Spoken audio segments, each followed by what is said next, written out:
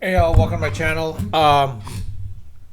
It's been a bit in regards to the football season. I shouldn't say it's been a bit, but more so based on the fact that after the games, I'm still reeling from the Giants' loss. But based on that and how everything's played out, I'll show you, what I believe my top five teams are right now as of after week 7.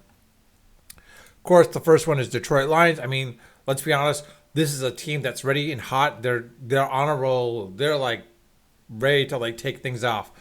But the Rams are right there with them. To be honest, I had a hard time to determine between the Rams and the Detroit Lions who should be one and who should be number two. Right now, I think the Lions are probably a little more capable of beating the Rams. But the Rams, what they did basically, leaving on Saturday, going into England, London, wholeheartedly beating the Jaguars, who were there for a week earlier than them, wholeheartedly beating them and then getting on out.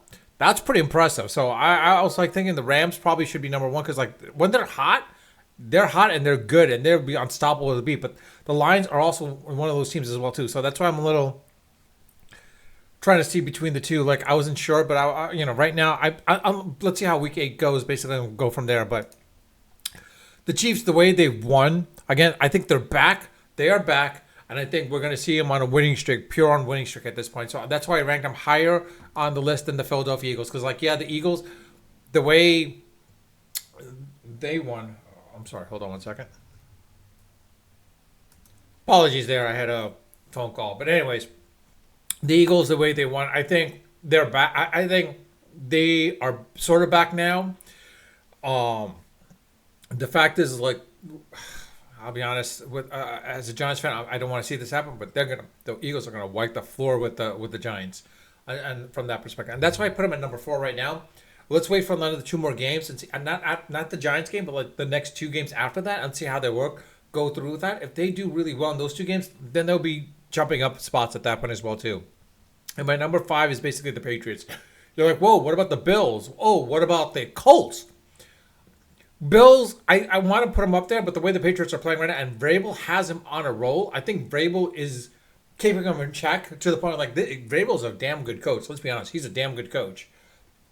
I think this might be the time for the Patriots to overtake the Bills at this point and then reclaim this spot for what they had for almost a decade and a half, practically. I think this is what they're going to do with the Bills. And then you're going to probably bring up someone's like, hey, what about the Patriots? How could you take them out? Because like they're 6-1. Yes, they have a really good defense. They have a really good offense. I think the problem is like I've said before in the past, and I've always keep saying this. Daniel Jones is their weakest spot. If JT goes down, if Thomas goes down, Taylor Thomas goes down, it'll be interesting to see how Daniel Jones reacts to that. Because like I'll let's be honest, if JT goes down, Danny Dimes becomes Danny whatever he was for the past couple of years with the Giants at that point. He's not going to be good, and everyone will see it at that point. To be honest, all they've got to do is basically start. Basically, if a team has a really good set of pass rushers, they should be able to take Daniel Jones out, and they'll force him into several interceptions at that point, and a lot of incompletions. Now, with the Bills, I would say, yeah, they make sense to come into this play, but right now, I think there's a lot of things going on with them right now, so it'll only be time to tell how that will work out. And between the Patriots and the Bills, when they play against, again, it will be interesting to see how that works out. You might say, hey, what about the Broncos? Like, look, they beat the Giants. Look how they beat the Giants. And hey, look, they beat the Eagles too. You're right. I'm not denying that. Sean Payne is a good coach. Nix is not that quarterback just yet. I don't know if he's like an Elway just yet, but Denver's D wasn't that great. Let's be honest. And Denver's offense was being manhandled. The Giants' defense showed what Denver's weakness is. And every other team now will be able to adapt to this. It reminds me of the time when the Denver Broncos were playing against the Buffalo Bills before Super Bowl. I forget what it was. Before they played the Redskins, Joe Gibbs' Redskins.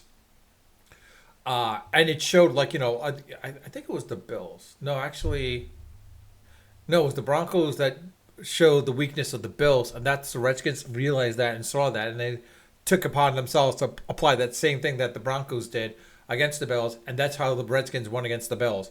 It was because the fact is like, the Giants have showed what they can do to.